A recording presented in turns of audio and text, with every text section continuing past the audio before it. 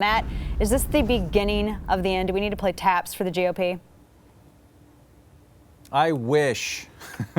No, these same forces that we see everywhere else in our lives, all around us, we're no longer Chevy families and Ford families and all that kind of stuff. We have a preponderance of choice and personalization everywhere except for politics. And one big reason for that is that politics, or political parties and government, they have a guaranteed revenue stream. We can't just root around them and start using our digital cameras so that Kodak goes out of business. That's a problem. And then the two major parties write the rules about their third-party competitors, making it really, really difficult for that to break through. So all those forces are happening to politics. It does explain a lot of what we're seeing, and I think Justin Amash in many ways is correct. However, that blissful moment when we break everything apart, that's still in the future, I think, because of those structural reasons. What we'll see in the meantime is a whole lot of volatility and just weird stuff, as we've seen this time around, where basically a non-Republican is leading the Republican race and an independent socialist is making a good run in the Democratic race. Yeah, it's bizarre to me. This is the most bizarre primary.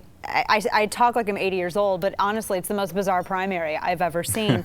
and I'm curious, too, because so many people want to burn the Republican Party. Republicans want to burn the Republican Party down. Conservatives want to burn it down. I mean, they picked the loudest, orangest, which is not a word, but it is now for all intents and purposes, sledgehammer to go after the Republican Party. And you had mentioned how this two-party system gets to write the rules about its competitor. Do you think that in the process of just beating it all down and breaking it all up, that maybe that would change after this election cycle? Perhaps. I'm no fan of Donald Trump, as you know.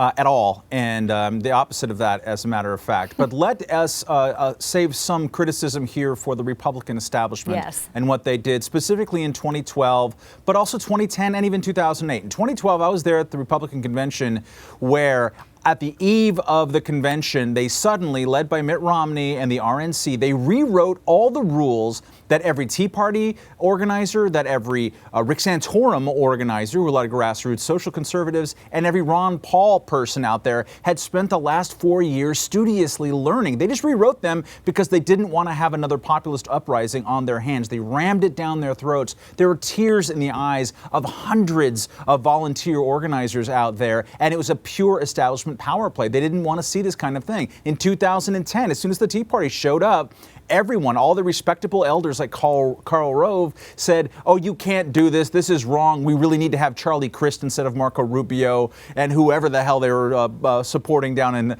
in Kentucky instead of Rand Paul.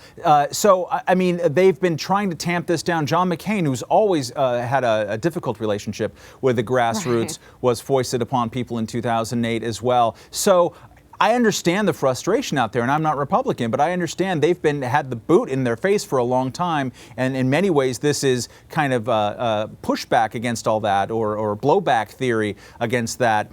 Sadly, for I think me and for you, is that it's no longer a discussion about constitutional conservatism and the animating forces of the early Tea Party movement, which is really limiting the size and scope of government. Now it's just like, let's smash everything to bits and back a great man just because he's connecting with us emotionally and saying things that you're not supposed to say, and that is satisfying.